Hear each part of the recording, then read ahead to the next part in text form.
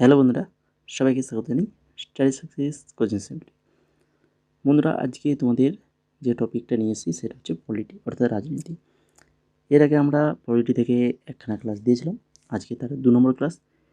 আজকের ক্লাসে যে কোশ্চেনগুলো দিয়েছি, যে কোশ্চেনগুলো আজকে রেখেছি, যেগুলো আজকে আলোচনা করব, সেই সকল কোশ্চেনগুলো কিন্তু এক্সাম দিতে যাওয়ার আগে অবশ্যই পড়ে যেতে হবে।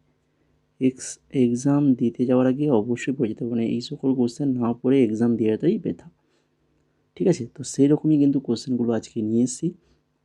তোমরা সবাই ফার্স্ট থেকে লাস্ট অবধি ক্লাসটা দেখো। যদি ভালো লাগে তাহলে অবশ্যই শেষে গিয়ে লাইক, কমেন্ট, শেয়ার। আর যারা নতুন রয়েছো তারা কিন্তু অবশ্যই চ্যানেলটাকে সাবস্ক্রাইব করে আমাদের সাথে যুক্ত হয়ে যাও। তো তার আগে তোমাদেরকে বলি, তোমরা যারা ফ্রি মক টেস্ট, একদম সম্পূর্ণ ফ্রিতে জেনারেল অ্যাওয়ারনেসের তোমাদের এক্সামের মতো করে মক টেস্ট আমাদের চলছে, তো সেই মক টেস্ট তোমরা যারা দিতে চাও আমাদের টেলিগ্রামে চলে যাও, ওখানে তোমরা মক টেস্ট লিঙ্ক পেয়ে যাবে। সেই লিঙ্ক থেকে অ্যাপস ডাউনলোড করে তোমরা কিন্তু অবশ্যই মক টেস্টগুলো দেবে। তো এখন দেখো, এখন চলো শুরু করি আজকের ক্লাসের ফার্স্ট কোশ্চেন কী রয়েছে। কোন সাংবিধানিক সংশোধনী আইন রাজ্যের অর্থ কমিশন গঠন করেছিল? রাজ্যের অর্থ কমিশন গঠন করেছিল কোন সাংবিধানিক সংশোধনী আইন? তো সঠিক অ্যান্সার হবে অপশান নাম্বার ডি, 73তম সংশোধনী আইন রাজ্যের অর্থ কমিশন গঠন করেছিল। এখান থেকে দেখে নাও, এক্সট্রা ডিটেলসগুলো কিন্তু ভেরি ইম্পর্ট্যান্ট, খুবই ভাইটাল। প্রত্যেকটা তথ্য তোমাদেরকে ভালো করে মনে রাখতে হবে। যেমন দেখো, রাজ্যের অর্থ কমিশন একটি সাংবিধানিক সংস্থা, কারণ এটি 73তম সাংবিধানিক সংশোধনী আইন 1992 অধীনে গঠিত হয়েছে। ধারা 280 অধীনে কেন্দ্রের অর্থ কমিশনের আদলে 1993 সাল থেকে ভারতের সমস্ত রাজ্য অর্থ কমিশন প্রতিষ্ঠিত হয়েছিল। উদ্দেশ্য কি না, পঞ্চায়েতগুলি আর্থিক অবস্থা পর্যালোচনা করা। ভারতীয় সংবিধানের ধারা 243 অনুসারে রাজ্যের অর্থ কমিশনকে রাজ্যপাল দ্বারা 5 বছরের জন্য নিযুক্ত করা হয়। রাজ্যপাল কমিশনের জন্য অন্যান্য সদস্যদেরও অর্থাৎ সর্বাধিক 4 জন নিয়োগ করেন। তো এই তথ্যগুলো তোমাদেরকে মনে রাখতে হবে। কোশ্চেন অ্যান্সারের পাশাপাশি কিন্তু এক্সট্রা নোটসগুলো কিন্তু ভেরি ইম্পর্ট্যান্ট, ওইগুলো কিন্তু তোমরা ভালো করে মনে রাখো, খাতায় নোটগুলো তুলে নাও বা তোমরা স্ক্রিনশট নিয়ে রেখে দাও, পরে তোমরা তুলে নিতে পারবে। আর যারা আমাদের ব্যাচে রয়েছো তোমরা তো এই পিডিএফ পেয়ে যাবে, তোমাদেরকে আর তোলা দরকার হবে না। 2 নম্বর কোশ্চেন দেখো, ভারত সরকার আইন 1935-এ মোট কয়টি তপশিল ছিল? ভারত সরকার আইন 1935-এ মোট কয়টি তপশিল ছিল? সঠিক অ্যান্সার অপশান নাম্বার ডি, 10টি তপশিল ছিল। এখান থেকে দেখো, ভারত শাসন আইন 1935 ব্রিটিশ পার্লামেন্ট দ্বারা 1935 সালে আগস্টে পাস হয়েছিল। 1935 সালের আগস্ট মাসে 321টি ধারা, 10টি তপশিল সহ। এটি ছিল ব্রিটিশ পার্লামেন্ট কর্তৃক পাস হওয়া দীর্ঘতম আইন এবং পরবর্তীতে ভারত শাসন আইন 1935 এবং বার্মা শাসন আইন 1935 এই দুটি ভাগে বিভক্ত হয়ে যায়। লর্ড লিলিংথো ভারতের ভাইসরয় ছিলেন যখন 1935 সালে ভারত শাসন আইন পাস হয়েছিল। 1935 সালে ভারত সরকারের আইনের বেশিরভাগ বৈশিষ্ট্যই ভারতীয় সংবিধান তৈরির জন্য ধার করা হয়েছে। 1935 সালে ভারত সরকারের আইনের বেশিরভাগ বৈশিষ্ট্যই ভারতীয় সংবিধান তৈরির জন্য ধার করা হয়েছে। এরপর দেখো 3 নম্বর কোশ্চেন, নিম্নলিখিত কোন রাজ্য সরকারের ব্যবসায়ের আরও সুবিধাজনক লেনদেনের জন্য নিয়ম তৈরি করে? নিম্নলিখিত কে রাজ্য সরকারের ব্যবসায়ের আরও সুবিধাজনক লেনদেনের জন্য নিয়ম তৈরি করেন? তো রাজ্যের নিয়ম তৈরি করেন কে না, হচ্ছে রাজ্যপাল তৈরি করেন। অনুচ্ছেদ 166(3) অনুসারে রাজ্যপাল রাজ্য সরকারের ব্যবসা পরিচালনার জন্য নীতি নির্ধারণ নিয়ম তৈরি করতে পারেন, যা মন্ত্রী পরিষদ দ্বারা অনুমোদিত হয়। বোঝা গেল অনুচ্ছেদ 166(3) অনুচ্ছেদ।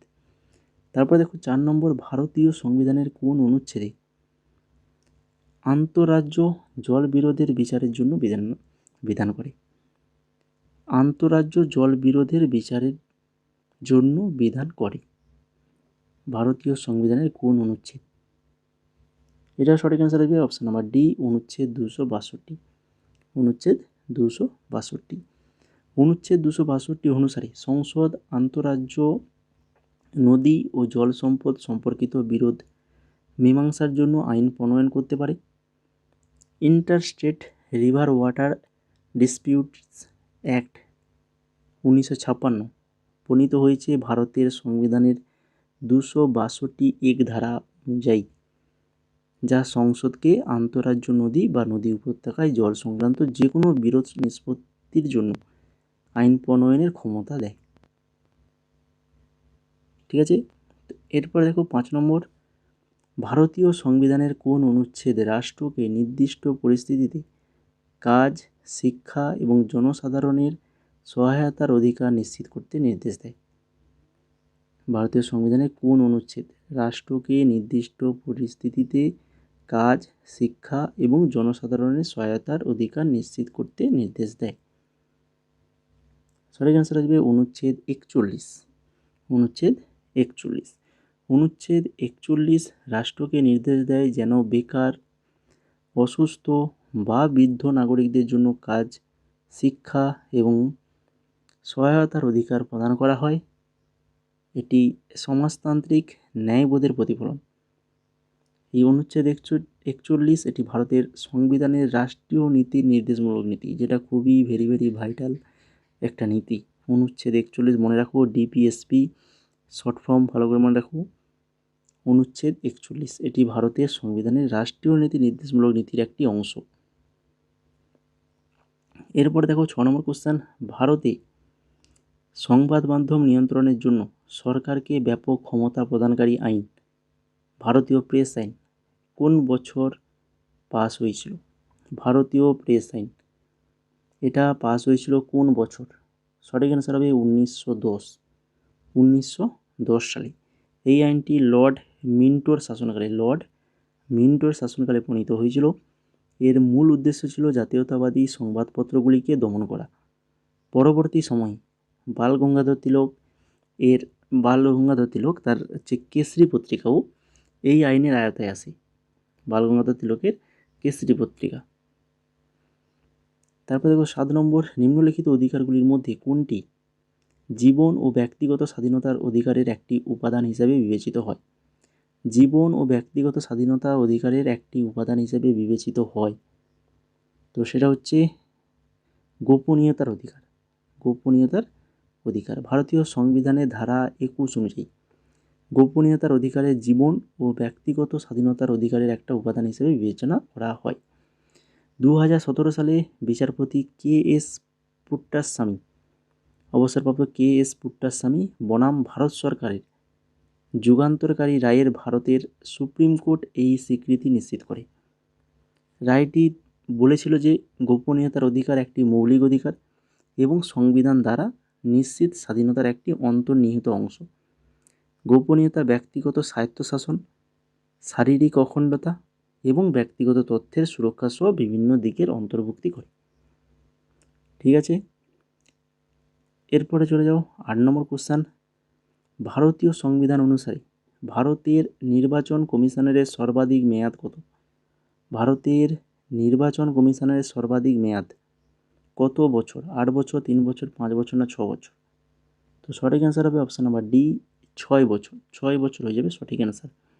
ভারতের নির্বাচন কমিশন ইসিআই একটি স্বায়ত্তশাসিত সাংবিধানিক কর্তৃত্ব, যা ভারতে কেন্দ্র এবং রাজ্য নির্বাচন প্রক্রিয়ার পরিচালনার জন্য দায়ী। সংবিধানের ধারা 324 থেকে 329 এটি উল্লিখিত। এটি 1950 সালে 25শে জানুয়ারি জাতীয় ভোটার দিবস হিসেবে পালিত সংবিধান অনুসারে প্রতিষ্ঠিত হয়েছিল। কমিশনের সচিবালয়টি নয়াদিল্লিতে অবস্থিত। সংস্থাটি ভারতের লোকসভা, রাজ্যসভা এবং রাজ্য বিধানসভা এবং রাষ্ট্রপতি এবং উপরাষ্ট্রপতি কার্যালয়ের নির্বাচন পরিচালনা করেন। বর্তমানে ভারতের নির্বাচন কমিশনার হচ্ছেন দায়িত্বরত জ্ঞানেশ কুমার, যিনি 19 ফেব্রুয়ারি 2025 থেকে রয়েছেন জ্ঞানেশ কুমার। এরপরে দেখো 9 নম্বর কোশ্চেন, সংবিধানের কোন অনুচ্ছেদ দেশের যে কোনো উচ্চ আদালত কর্তৃক রিট জারি অনুমোদন দেয়? দেশের যে কোনো উচ্চ আদালত কর্তৃক রিট জারির অনুমোদন দেয়। খুবই ভাইটাল একটা কোশ্চেন, আজকের প্রত্যেকটা কোশ্চেনই ইম্পর্টেন্ট কোশ্চেন, একদম বেছে বেছে নিয়ে আসা হয়েছে। তো এটা হচ্ছে অনুচ্ছেদ 226। অনুচ্ছেদ 226 অনুচ্ছেদ 226 উচ্চ আদালতকে অর্থাৎ হাইকোর্টকে রিট জারি করার ক্ষমতা প্রদান করে। ভারতের সংবিধানের 32 নম্বর অনুচ্ছেদ, যেটা হচ্ছে সুপ্রিম কোর্টকে রিট জারি করার ক্ষমতা দেয়। 226 হাইকোর্ট, 32 হচ্ছে সুপ্রিম কোর্ট। এই রিটগুলো নাগরিকদের মৌলিক অধিকার রক্ষার জন্য গুরুত্বপূর্ণ। আর সেই রিটগুলো দেখো 5 ধরনের রিট হয়। একটা হচ্ছে হ্যাবিয়াস কর্পাস, ম্যান্ডামাস, প্রহিবিশন, কো ওয়ারেন্টো আর হচ্ছে সার্টিওয়ারি। এই 5খানা রিট মনে রাখো প্রত্যেকটাই। তারপরে দেখো 10 নম্বর কোশ্চেন, ভারতের একটি রাজ্যের বিধান পরিষদের 1% সদস্য কে মনোনয়ন করেন? 1/6 মানে হচ্ছে 1/6, 1/6 সদস্য কে মনোনয়ন করেন? তো এটা করে থাকেন হচ্ছেন রাজ্যপাল। রাজ্যপাল করে থাকেন। রাজ্যপাল 1/6 সদস্য মনোনীত করেন সাহিত্য, বিজ্ঞান, শিল্প, সমাজসেবা ইত্যাদির ক্ষেত্রে। অবদান রাখা ব্যক্তিদের মধ্যে থাকে এই কারা? সাহিত্য, বিজ্ঞান, শিল্প, সমাজ সেবা ইত্যাদি ক্ষেত্রে অবদান রাখা যে ব্যক্তি তারাই থাকে এই 1/6 সদস্যের মধ্যে। এটি রাজ্য পরিষদের বিচিত্রতা ও বুদ্ধিবৃত্তিক অবদান বাড়ানোর উদ্দেশ্যে করা হয়। আর ভারতীয় সংবিধানের 171 ধারা অনুসারে 171 ধারা অনুসারে একটি রাজ্যের বিধান পরিষদে মোট সদস্য সংখ্যা বিধানসভার মোট সদস্যের 1/3 বেশি হবে না। 1/3 অর্থাৎ 1/3, 1/3, 1/3 বেশি হবে না। এই কথাটাও মনে রাখো, 1/6 এটা 1/3। তো এই ছিল মোট আজকের 10খানা কোশ্চেন, খুবই ভেরি ভেরি ইম্পর্ট্যান্ট কোশ্চেন, যেগুলো তোমাদের এক্সামে কিন্তু আসার মতো কোশ্চেন। তো যদি ভালো লেগে থাকে তাহলে অবশ্যই ক্লাসটাকে লাইক করে ফেলো, বন্ধুদের মাঝে শেয়ার করো এবং কমেন্ট করে জানাও কেমন হয়েছে ক্লাসটা। তাছাড়া তোমরা যারা আগের ক্লাসগুলো দেখোনি অবশ্যই দেখে নেবে, ডেসক্রিপশনে দেখো প্লেলিস্ট করে দিয়েছি। প্রত্যেকটা ক্লাসে টপিক ওয়াইজ এবং প্রিভিয়াস ইয়ার প্রত্যেকটার প্লেলিস্ট রয়েছে। আর যারা নতুন রয়েছো আমাদের টেলিগ্রামে জয়েন করোনি বা আমাদের চ্যানেলটাকে সাবস্ক্রাইব করোনি, তো অবশ্যই আমাদের টেলিগ্রাম এবং চ্যানেলটাকে সাবস্ক্রাইব করে ফেলো।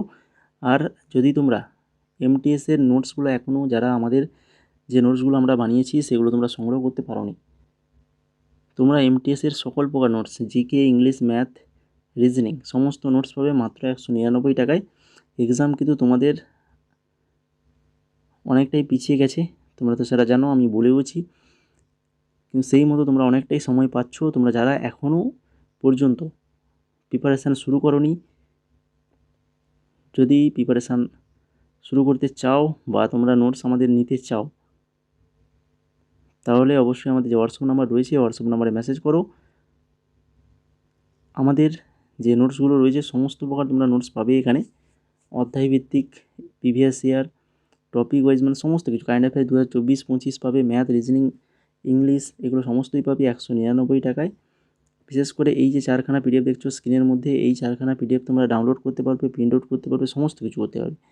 প্রিভিয়াস ইয়ার কোশ্চেন যেগুলো রয়েছে 6200+, এই প্রিভিয়াস ইয়ারে শুধুমাত্র প্রশ্ন উত্তর নয়, প্রশ্ন উত্তরের পাশাপাশি কিন্তু অনেক এক্সট্রা ডিটেলস দেওয়া রয়েছে। যেমন আমরা ক্লাসে যে সকল এক্সট্রা ডিটেলসগুলো আলোচনা করছি, তো ওই রকমভাবে এক্সট্রা ডিটেলস দেওয়া রয়েছে যেগুলো তোমাদের এক্সামের জন্য খুবই গুরুত্বপূর্ণ।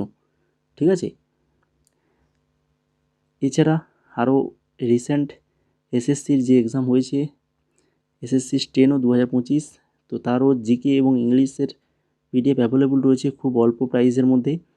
তাছাড়া আরআরবি এনটিপিসি গ্র্যাজুয়েশন লেভেলের যে এক্সামটা হয়েছিল তারও পিডিএফ অ্যাভেলেবল, এবং ডাব্লিউবিএসএসসি গ্রুপ সিডি এর কিন্তু ফর্ম ফিল আপের নোটিফিকেশান বেরিয়ে গেছে গত মাসের, মানে গত মাস বলছি, এই সামনের মাসের 3 তারিখ থেকে ফর্ম ফিল আপ শুরু হবে। তো তার জন্য তোমরা যারা জিকে পিডিএফ সংগ্রহ করতে চাও, তো আমাদের দেখতে পাচ্ছ স্ক্রিনে এই পিডিএফটা তোমাদের জন্যই বানিয়েছি। 8200+ এমসিকিউ রয়েছে উইথ এক্সট্রা ডিটেলস, একদম অধ্যায় ভিত্তিকভাবে। মাত্র 49 টাকায় পাবে পিডিএফটা। তো এটা যদি নিতে চাও তাহলে আমাদের হোয়াটসঅ্যাপ নাম্বারগুলো যে রয়েছে, আমাদের হোয়াটসঅ্যাপ নাম্বার, এই হোয়াটসঅ্যাপ নাম্বারে তোমরা কিন্তু মেসেজ করো। এটার প্রাইস রয়েছে মাত্র 49, আর আরআরবি এনটিপিসি এটার প্রাইস রয়েছে মাত্র 55। ঠিক আছে, এরকম খুবই অল্প প্রাইসের মধ্যেই পিডিএফগুলো পেয়ে যাবে। যদি নিতে চাও হোয়াটসঅ্যাপ নাম্বারে মেসেজ করো, যেটা নেবে, যে পিডিএফ নেবে সেটা লিখে মেসেজ করবে। ঠিক আছে, তাহলে আমাদের সুবিধা হয়।